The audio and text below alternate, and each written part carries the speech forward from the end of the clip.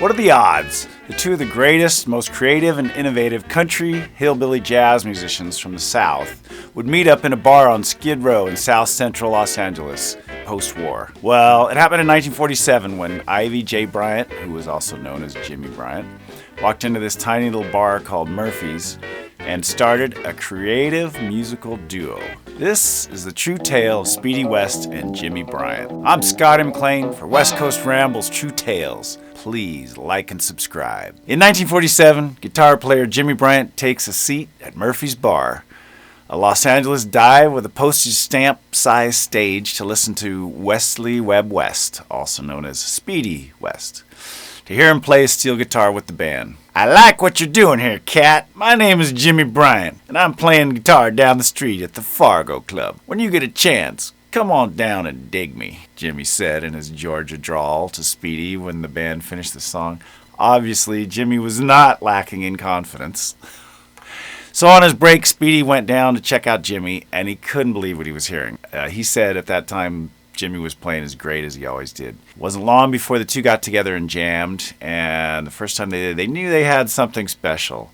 They could it was like they could read each other and anticipate what the other guy was going to play. And they both came from the South. They both grew up listening to country music. Speedy was from Springfield, Missouri, and Jimmy was from near Moultrie in Georgia. And they came west to try and reap some of the benefits of the many musical opportunities available in the LA Hollywood area after the war. At the time, West Coast was this hotbed of Western swing music, the likes of Bob Wills, Tex Williams, Spade Cooley, and there were cowboy and Western movies being made in Hollywood. So there were a lot of opportunities. And this music was catering to the many Southern transplants that moved to LA for the war effort. They wanted to hear the music they liked in the South. So all these bars opened up, and these musicians had a lot of places to play. And both of their journeys to get to this little dive bar are really fantastic tales in their own. Jimmy grew up playing on the streets of Moultrie, Georgia, playing fiddle. His dad made him a fiddle out of a cigar box. He was known as the Little Fiddlin' Boy. He switched to guitar after he was injured in World War II. And while he was recuperating, he picked up the guitar and learned to play, and pretty soon he was amazing. And I think, when he was in the war is when he first started listening to Django Reinhardt, and Django became his hero. He was the only person that Jimmy really respected as a player. And then Speedy fell in love with steel guitar at a very early age. A neighbor of theirs had a steel guitar, and he just became enthralled with it, and finally his family was able to scrimp and save and get him a steel guitar. After he came out west, he became the first country musician to play pedal steel on an instrument that was built for him by Paul Bigsby. That name might sound familiar. He's the guy who made the Bigsby tremolo. Anyway, pedal steel guitars had been played by other musicians like Alvino Ray, but it had never really caught on and definitely wasn't really used in country music. So Speedy was definitely an innovator in getting Paul Bigsby to build him this custom 3-neck 4-pedal instrument.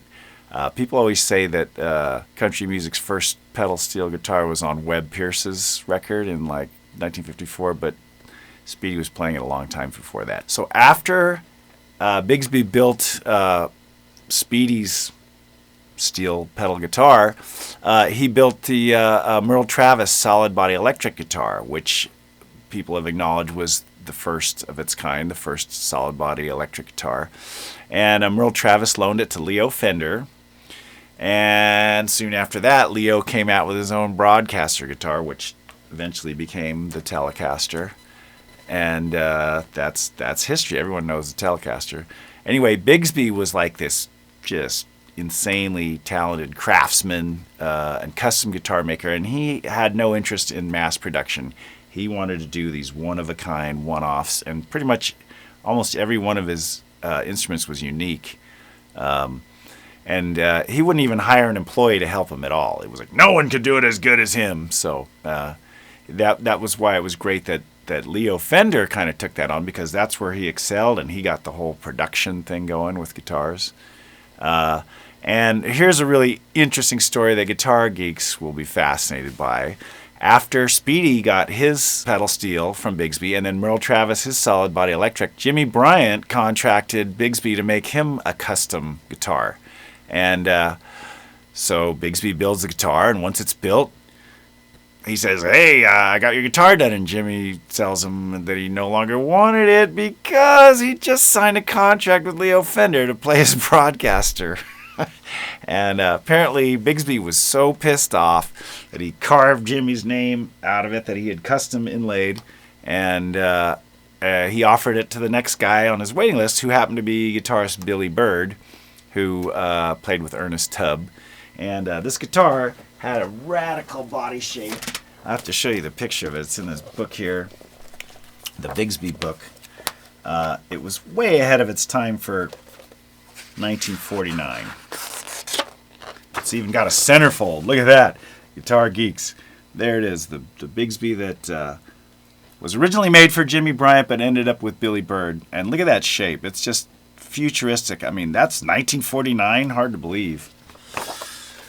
So then Speedy got a gig playing for Cliffy Stone on his hometown Jamboree show, which is like a long way from a little dive Murphy's Bar. And they were actually doing a TV show with Cliffy Stone and a radio show. And when their guitar player in that band left for whatever reason, Speedy recommended Jimmy because he'd been playing with him. And Jimmy got the job, and they started working together. And then Capitol Records kind of started using them as the original A-team, you might say. They recorded with Tennessee Ernie Ford and K-Star some records, and those records became hits. And after that, Capitol offered Speedy a solo recording contract, which he accepted. And then soon after that, Jimmy as well got a solo recording career at Capitol Records. Then it was suggested by Lee Gillette, who is one of the honchos at Capitol Records, and Ken Nelson, who was their producer, that since they played so well together, their records should be released co-billed. And that's what they did. And in 3 years, they made some of the most iconic, timeless country, jazz, futuristic records of all time. And some people have said that even today, not a note sounds dated. And I would agree with that. They still sound like they're from outer space. And the sad thing is that these records, which I would recommend everybody listen to Speedy West and Jimmy Bryant, they were not big hits, even though a lot of DJs used them as theme songs for the radio shows. But because they weren't big hits, they were out of print for many years. And I first heard about Jimmy Bryant and Speedy West from a flexi disc in Guitar Player magazine that I used to read religiously in the 80s when I was just learning how to play guitar. And I put this flexi disc on, and I was blown away. And this song that they did is called Stratosphere Boogie.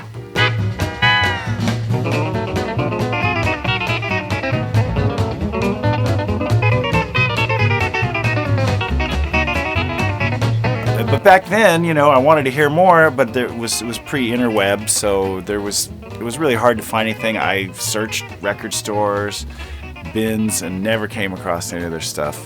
But that first song that was on the flexi disc is called Stratosphere Boogie, and it had Jimmy playing this new guitar.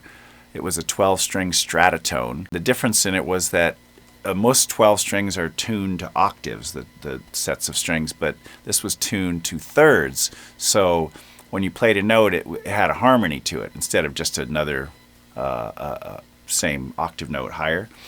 And so Jimmy got this guitar and figured out how to play it, and he wrote this tune that's on that flexi disc called Stratosphere Boogie, and it sounds harmonized, and it's still, if you listen to it today, it's jaw-dropping. And in the 80s, Razor and Tie Records finally came out with this CD, which was, as soon as I heard about it, I read about it somewhere, and I was like, oh, I got it immediately. It's called Stratosphere Boogie, the flaming guitars of Speedy West and Jimmy Bryant.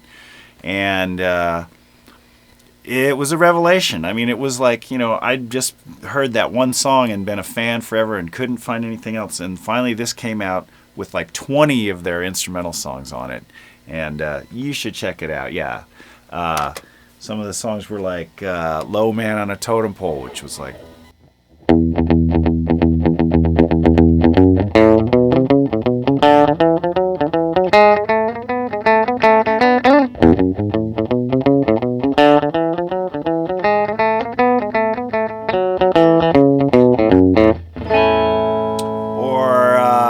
Caffeine Patrol, This Ain't the Blues, or Hillcrest, Opus 3, that was...